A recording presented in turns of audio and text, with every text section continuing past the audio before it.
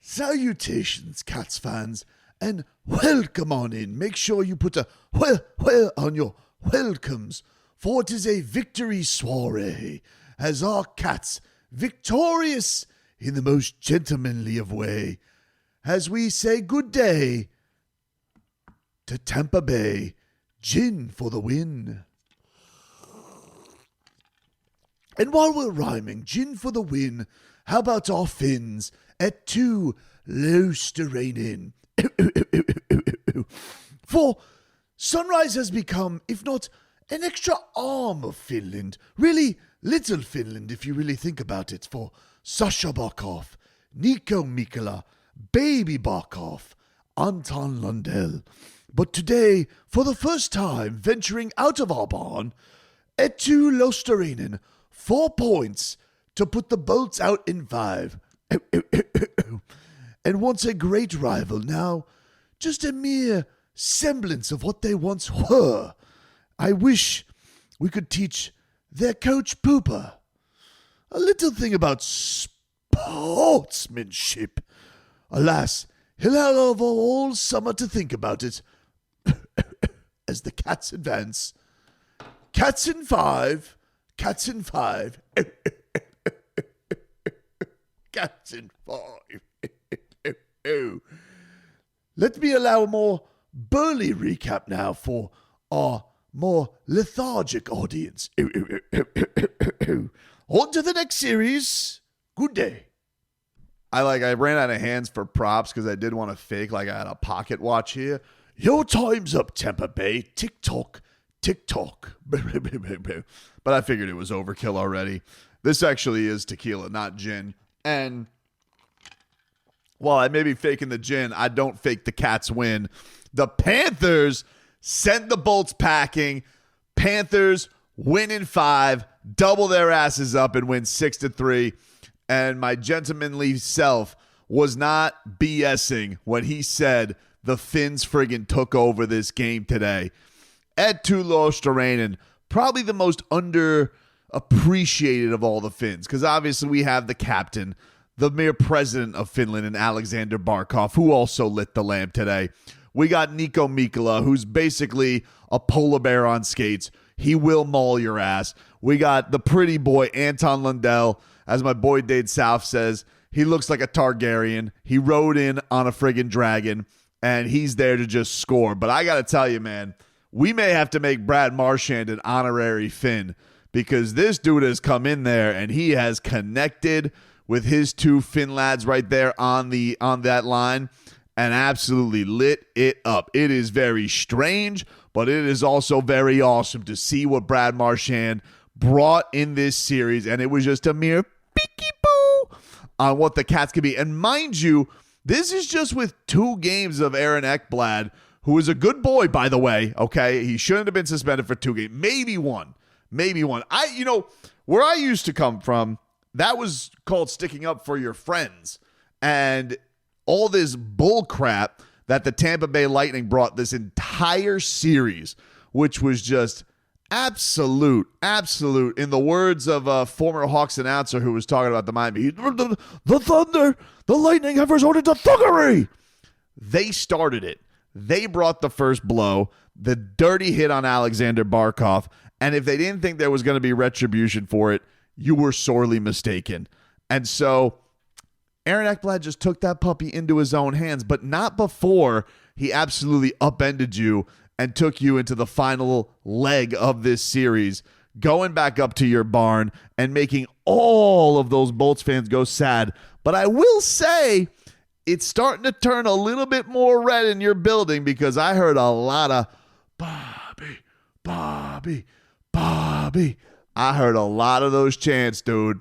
I heard a lot of those chants going there, and they should have, because once again, the maestro between the pipes, reset, refocus. My guy, Sergei Bobrovsky, with another save for the mother bleeping ages, and wouldn't you know it, it came at the expense of the Tampa Bay Lightning. And this dude, look, he is literally a gymnast. Like, I don't think people realize with Sergei Bobrovsky the training, the work that goes on behind the scenes. This is maybe the most maniacal trainer in all of the NHL, okay?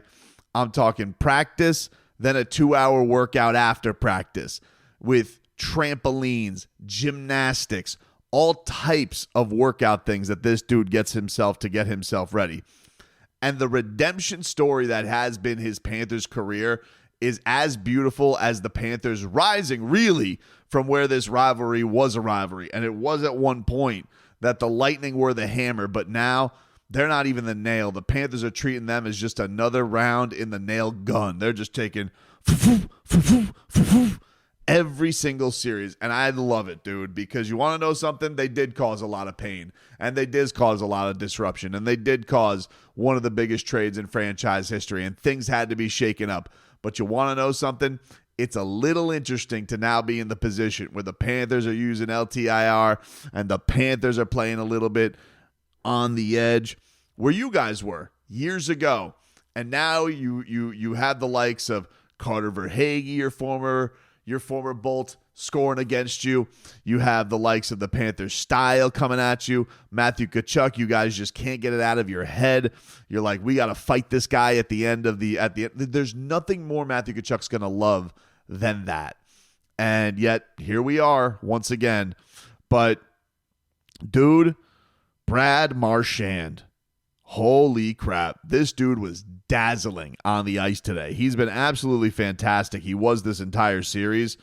But the way he was setting up Anton Lundell and Eetu Luostarinen today, I'm telling you, man, get him set for his bathroom, get him sized for his bathrobe, and take him to the Finnish sauna. This dude is an honorary Finn with what he's doing there today.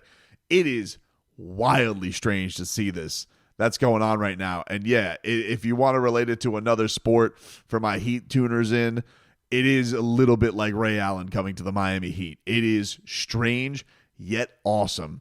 But to do this, like, you want to ingratiate yourselves and get yourselves beloved by the Cats fans right away, come right in and do it against the Tampa Bay Lightning and do it in a series like this, because you knew this series was going to be edgy. You knew it was going to be chippy, but it didn't matter. The Cats love that stuff.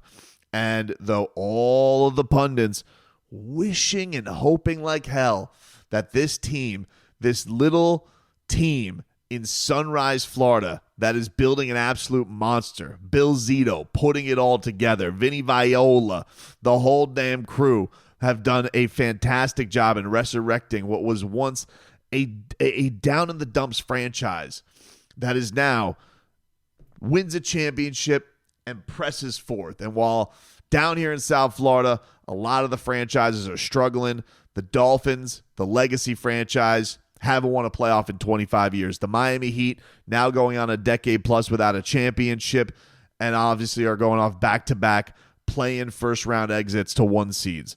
The Miami Hurricanes haven't been in the playoff, haven't won the ACC, haven't won the national championship in 24 years.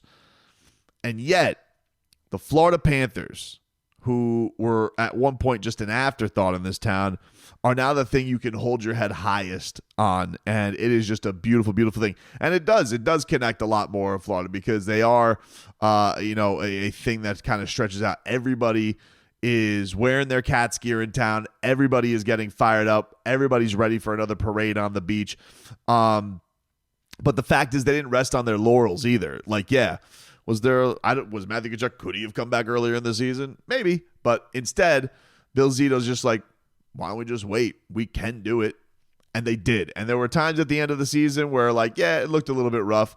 Guys weren't as healthy. But we knew what they were always gearing up for. This Paul Maurice never, ever wavers. And to take it where he's gone, from teaching these guys how to play their style, getting in as an 8 seed, making it an incredible run, and lifting that to where they have these last 2 years, absolutely, absolutely incredible. And listen, bring it on, whoever it's going to be. It can be the Leafs. I already heard their fans chanting they want Florida. You better TCB first, dude, before you start chanting, because that thing didn't work out so well for you the last time. Or whether it's the Tkachuk showdown and the Ottawa Senators are able to come back all the way into this series. And look, that would be really awesome, and part of me would love to see the drama of that. Part of me also is a little concerned about the Tkachuk family if that does happen. We've seen Grandma in the stands, and she doesn't like when there's fighting between the boys. So we're gonna have to check on her and make sure she's okay if that happens. But for tonight, once again, the Panthers take care of business. They finish the Tampa Bay Lightning 6-3, Cats in 5. Tune in tomorrow to Tobin and Leroy. If you got cat fever, we're going to have ourselves a Cats in 5 soiree. Absolutely top-notch good chaps. Top-notch good cats. Have a little gin. Enjoy the win. And thank you to our Finns. Not the Dolphins, our actual guys from Finland. Barkey, Eetu, Lundy, Marchand, I'm counting you now, and Nico Mikkola, who will maul you. I mean, I will tell you right now, you know the debate now is 100 men versus a gorilla. Make those 100 men 100 Nico Mikkolas. It's not even a fight, to be honest with you. It's really, really not. But, dude, I really can't. It's so nice. And the fact, first of all, these referees today, too, can I just say, so on the fix for the Bolts, it was ridiculous. And that second penalty that they call on Bennett, the fact that that just ends in with him coming out, stampeding from the box to set up that 2-on-1, pew, pew, setting up the goal, I was just like, damn, dude, that was friggin' awesome. And this game was like, it was a wild affair back and forth. It was a wild affair. You had high flying scoring. The Panthers came out and like it was like, what was it, 15-4 on the shots on goal. It was insane, the onslaught they were putting on Vasilevsky. But the thing that was even sicker about that was Sergei Bobrovsky's second period save. That double split. Oh my God. It wasn't the Bob. They compared it on the local broadcast to the Bobbery, but I was just like, how does he do that? I know how he does it, but it's just like you still leave with your jaw on the floor